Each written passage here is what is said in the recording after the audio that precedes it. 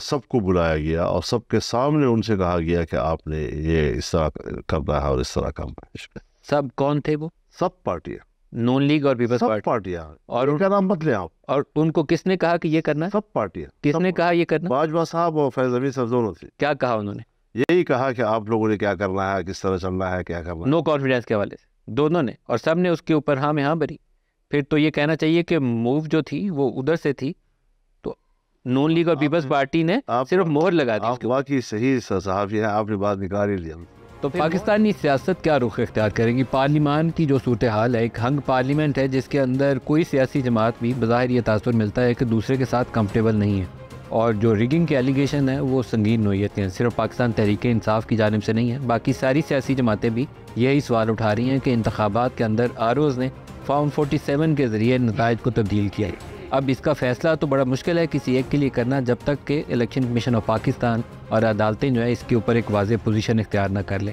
لیکن مولانا فضل الرحمان پاکستانی سیاست کی ایک ایسی شخصیت ہے کہ پاکستان میں پچھلے چند سالوں میں جو سیاسی اتحاد بنے یا پولیٹیکل مووز بنی، ان میں ان کا کردار بہت کلیدی رہا. پی ڈی ایم بنانے کے اندر بھی روئے رواں یہ تھے جنہوں نے پیپلز پارٹی اور نون لیگ کو اکٹھا کیا. انہوں نے ایک بہت ہی پاورفل پولیٹیکل پوزیشن اختیار کی ہے. تو آج کے اس خصوصی پروگرام میں ہم انہی سے جانیں گے کہ انتخابات میں کیا ہوا اور آئندہ پاکستان کی سیاست کیا رخ اختیار کرے گی. مولانا فضل الرحمان صاحب، JUIF کے سربراہ، بہت شکریہ آج کے پروگرام میں آپ ہمارے ساتھ شامل ہو رہے ہیں. پہلے تو یہ بتا دیجئے کہ انتخابات میں ہوا کیا ہے؟ طارق صاحب، آپ کا بہت شکریہ جی، اپنے وقت بھی نکالا ہے. اور الیکشن میں جو کچھ ہوا ہے میرے خیال میں کسی سے بھی یہ پوشیدہ نہیں ہوتا،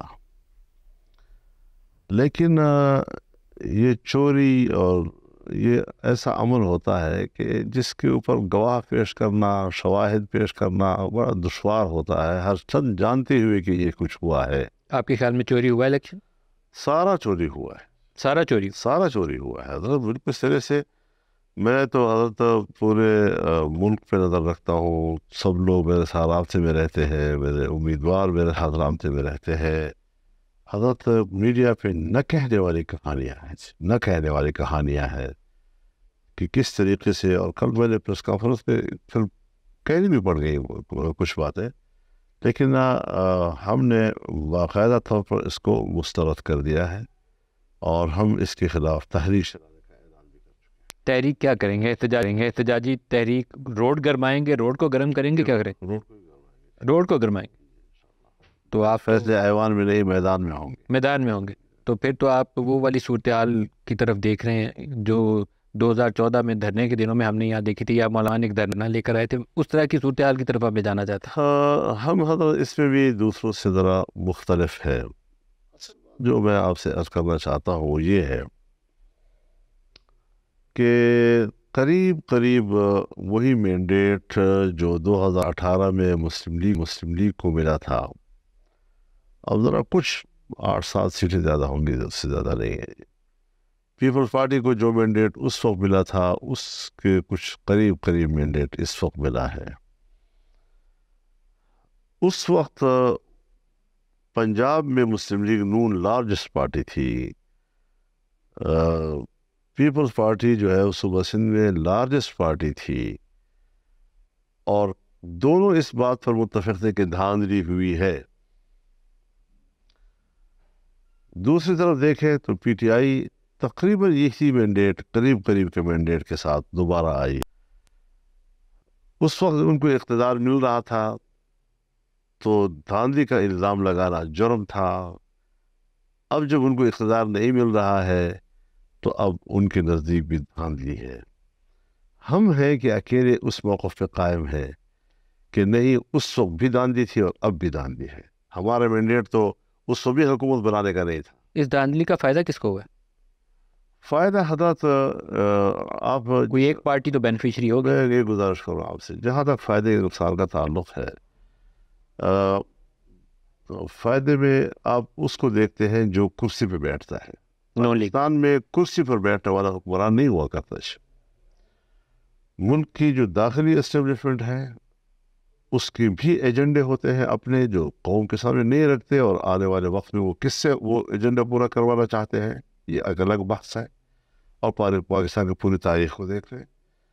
اور عالمی قوتیں جو ہے وہ بھی اس طرح ہمارے جیسے کمزور معیشت والے ممالک، ترقی پذیر ممالک، اور وہ بھی بالکل آخری کنارے پر لگا ہوا ترقی پذیر، ان کو بھی وہ اپنے پالیسیوں کے لیے بطور ٹول کے استعمال کرتے، کہاں استعمال کر سکتے ہیں، کس کو استعمال کر سکتے ہیں، کیا فوائد ہو سکتے ہیں.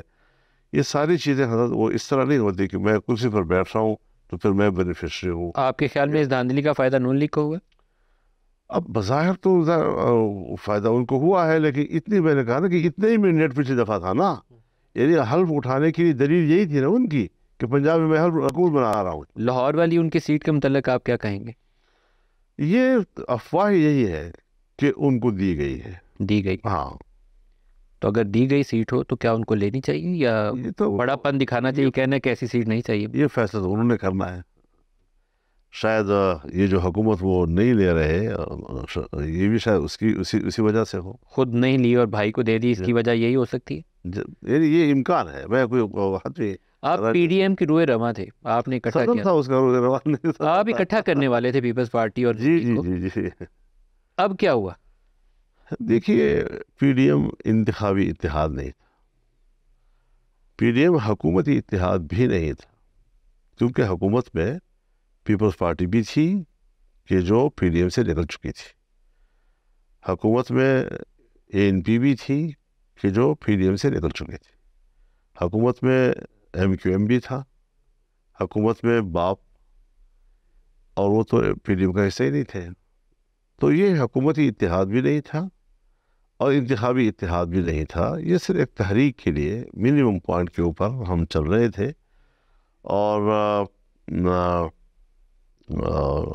کچھ ہمارے اختلافات کے باوجود ہم اکٹھے چل رہے تھے، کیونکہ جو اسٹریٹجی تھی، جو حکمت عملی تھی، جس طرح تیار کی گئی، اس اسٹریٹجی سے ہمیں اس وقت اتفاق نہیں تھا. ہمارے تمام دوست جانتے ہیں. ایسا نہیں کہ میں کوئی آج ایسی بات آپ سے کہہ رہا ہوں کہ جو صرف میرے زبان پہ آئی ہے اور باقی لوگوں کو ان کا علم نہیں ہے. ہمارے تمام اکابرین جتنے بھی سیاسی جماعتوں کے ان اجلاسوں میں بیٹھتے تھے کہ میں عدم اعتماد کے حق میں نہیں تھا جی، لیکن میرے دوستوں کے لیے کہ وحدت نہ ٹوٹے اپنے اس موقف کی اور رائے کی قربانی دی تھی.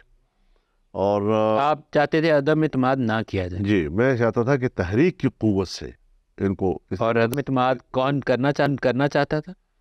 عدم اعتماد کی تحریک پیپلز پارٹی چلا رہی تھی، اور پیپلز پارٹی کے حوالے سے میں اگر آپ کو صرف اتنی بات کہہ دوں کہ میرے پاس خود جنرل فیض حمید صاحب آئے تھے اور انہوں نے مجھے کہا تھا کہ ود ان دا سسٹم آپ جو کرنا چاہیں ہمیں اس پہ اعتراض نہیں ہوگا، لیکن آؤٹ آف دا سسٹم نہیں. تو ود ان دا سسٹم سے مراد تو پھر نو کانفیڈنس اسمبلیوں کے اندر. تو میں نے انکار کر دیا تھا جی. اور پھر اس کے بعد جب یہ ٹوٹ کر آئے پی ٹی آئی کے لوگ بھی، اور پھر اس کے بعد یہ ایم کیو ایم بھی اور یہ باپ بھی، تو اس کے بعد انہوں نے کہا جی کہ اب ہمارے پاس اکثریت ہے. اور کیا اس وقت بھی جنرل باجوہ یا جنرل فیض آپ سے رابطے میں؟ میری بات پوری سن لیں جی. تو اب اس وقت اگر میں پھر انکار کرتا تو کہتے کہ فضل الرحمان نے عمران خان کو بچا لیا.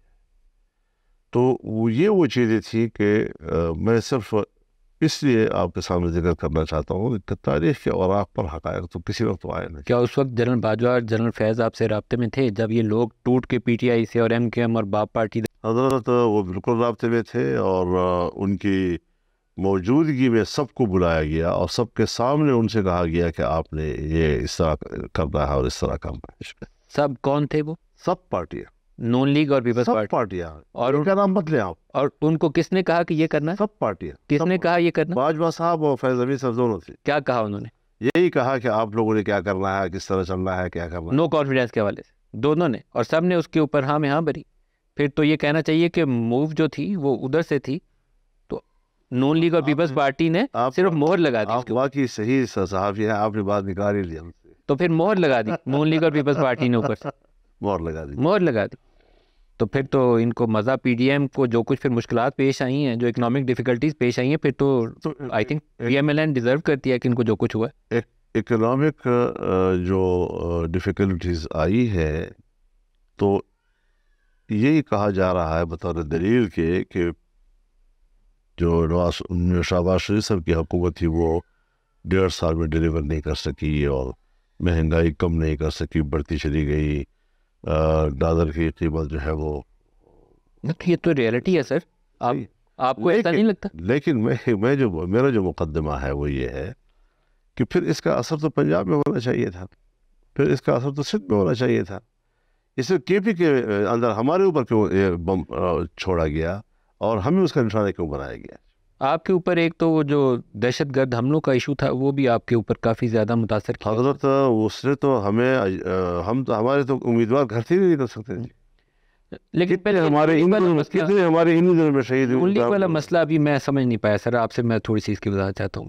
پنجاب میں ہم الیکشن کور کر رہے تھے، میں نے تقریباً سارے پنجاب کے حلقوں میں گیا ہوں. ایک تاثر بڑا موجود تھا کہ مہنگائی کی وجہ سے ان پاپولر ہے پی ایم ایل این، اس دفعہ ووٹ اس کو نہیں ملے گا، اور پی ٹی آئی کے لیے سپورٹ موجود تھی پنجاب کے اندر. جو بھی گڑبڑیں ہوئی اس کے باوجود نون لیگ لیڈنگ پوزیشن میں نہیں ہے، اس کی ریفلیکشن ہمیں نظر آتی ہے. شہباز شریف اوپر کیسے آئے پی ایم ایل این کی چوائس میں ایز پرائم منسٹر؟ تھوڑی سی اس کی روشنی ڈالیں. اس سے میں لاتعلق ہوں، کیونکہ میں اپنا ایک پوزیشن لے چکا ہوں کل، اور اب میں ان باتوں پر کیوں ڈسکس کروں، ان پہ کیوں میں فریق بنوں. یہ اب ان کا مسئلہ جو حکومتیں بنانا چاہتے ہیں بنا رہے ہیں، وہ دوست بھی تلاش کر رہے ہیں، وہ ووٹ بھی تلاش کر رہے ہیں، اور وہ اسی راستے پہ اب چلیں گے، کام کریں گے. مجھے اس سے اب کوئی دلچسپی نہیں. آپ سے رابطہ کیا انہوں نے؟ رابطہ کیا، تشریف لائے تھے شہباز شریف. پھر آپ نے کیا کہا؟ میں نے کہا جی آپ اپوزیشن میں بیٹھے، حق تو یہ ہے. پھر انہوں نے جواب کیا دیا؟ چلے گئے بغیر جواب دیے. نواز شریف صاحب نے آپ کو کال نہیں کیا؟ نہیں. پاکستان تحریک انصاف کا وفد آج ابھی سے تھوڑی دیر میں آپ سے ملنے آئے گا، ان کو کیا جواب دے؟ وہ تو جب آئے گا، جو بات کرے گا اس کے بعد پتہ چلے گا کیا جواب دینا ہے. لیکن کل آپ نے ایک بڑی خوبصورت بات کی، آپ سیاست میں بڑی سمارٹ پوزیشنز لینے میں شاید ملکہ رکھتے ہیں. آپ نے کہا کہ ان کے جسموں سے اختلاف نہیں ہے، یہاں سے مسائل ہیں. تو اگر یہ والے مسائل حل ہو جائیں تو آپ یہ ایک صحافی کے سوال پہ میرے بیان کا حصہ نہیں تھا. ایک صحافی نے سوال کیا کہ کیا اب آپ ان کے ساتھ بیٹھیں گے اپوزیشن میں، یعنی وہ بھی اپوزیشن میں ہوں گے اور آپ بھی. تو میں نے کہا وہ جسموں کا کوئی جھگڑا تو نہیں ہے کہ ہم ایک اپوزیشن سائڈ پہ بیٹھیں گے. مسئلہ تو سوچ کا ہے، دماغ کا ہے. تو وہ فرق اپنی جگہ پر ہے. اگر وہ ختم ہوتا ہے تو ہونے دیں، اگر کس طرح ختم ہوگا، کیسے ہوگا، میرے ذہن میں ابھی کوئی نہ. سیاست میں وہ کہتے ہیں نا جو ممکنات ہیں اس کے اوپر آپ آپشن تلاش کرتے ہیں، تو آپ کر سکتے ہیں، آپ you are expert in that. وہ ایک ایشو جو ابھی سامنے آئے گا آپ کے سامنے، پاکستان انصاف والے پرائم منسٹر کا اپنا کینڈیڈیٹ ڈالیں گے، پھر ان کے 92 ممبرز ہیں، اگر وہ بچے رہے ان کے ساتھ سارے توڑ نہ لیے گئے تو یا وہ لیڈر آف دی اپوزیشن بنیں گے. تو مولانا فضل الرحمان ان کو سپورٹ کریں گے پرائم منسٹر کے کینڈیڈیٹ میں یا لیڈر آف دی اپوزیشن؟ ہم بالکل بھی اس میں حصہ نہیں لے رہے، نہ مسلم لیگ کی. اگر ہم کرتے پھر ہم مسلم لیگ کو کرتے، لیکن جب ہم ہیں ہی نہیں اس کو ہم تحفظات کے ساتھ شریک ہو رہے ہیں. اور ود کوشچن ہم اسمبلی میں جا رہے ہیں، جس طرح پہلے بھی ہم گئے. تو اس میں تو خیر ہم نے ووٹ بھی استعمال کیا تھا مسلم لیگ نون کے، ہم نے ایک باقاعدہ مشاورت کے ساتھ، جو اب تو مشاورت ہی نہیں ہے، اب تو ہم اکیلے تنہا ہیں نا. کیا ایسی اسمبلی چل پاتی؟ جی کیا ایسی اسمبلی چل پائے کہ جس میں 80 مائنورٹی گورنمنٹ 80 اراکین والی حکومت چلا رہے ہوں گے اور باقیوں کے رحم و کرم پر ہوں گے؟ جس دن پارٹی ذرا خفا ہوئی، ادھر دیکھا انہوں نے تو حکومت نیچے. میں تو اس طرح کے حکومت بنانے کی جو حکمت عملی ہے اس کو کوئی کامیاب حکمت عملی نہیں کہہ رہا. لیکن یہ ہے کہ اب اگر انہوں نے فیصلہ کیا ہے تو یہ اس کے اچھے برے کے ذمہ دار وہ خود ہوں گے. ایک آپ کا 9 مئی کے اوپر کل سٹیٹمنٹ تھا. 9 مئی میں اسے ایکچولی یوم سیاسی کہتا ہوں، جو ٹرم اس کے لیے دی گئی ہے کیونکہ اداروں کے اوپر حملہ کرنا کوئی عقل مندی کی بات نہیں ہے، اپنے ملک کو کھوکھلا نہیں کرنا تھی. آپ نے کہا کہ 9 مئی کا بیانیہ دفن ہو گیا انتخابی. اگر اسٹیبلشمنٹ کا یہ موقف ہے کہ الیکشن صاف ہوئے ہیں، اور تو پھر اس کا معنی ہے کہ 9 مئی کا بیانیہ دفن ہو گیا ہے اور لوگوں نے غداروں کو ووٹ دیے ہیں. پھر پاکستان کے اندر وہ سارے غدار تو نہیں، 25 کروڑ وہی عرض کر رہا ہوں نا کہ یہ میں تو اصل اعتراض میرا اسٹیبلشمنٹ کے اوپر ہے اور میں انہی کے اوپر دعویٰ کر رہا ہوں. تو اگر وہ کہتے ہیں کہ دانجی نہیں ہوئی تو پھر یہ میں الزاماً ان کو کہہ رہا ہوں کہ پھر اس کا معنی یہ ہے کہ آپ کا 9 مئی والا تو معاہدہ بات تو گئی. پھر آپ کی قوم نے فیصلہ دے دیا، رائے دہی تو ایک شخص فرد واحد کا حق ہے، تو قوم نے فیصلہ دے دیا نا. لطیف کھوسا صاحب کو انہوں نے اجرا ہاؤس والے حلقے سے منتخب کر کے تو آپ کو بتایا کہ وہ منتخب کر سکتے ہیں، انہوں نے کر لیا. وہی اسی پہ تو ہمارا اعتراض ہے. انہی نتائج پر ہمارا اعتراض ہے کہ یہ نتائج جو سامنے آئے ہیں اس پر ہم اس کو الیکشن نہیں کہا جا سکتا.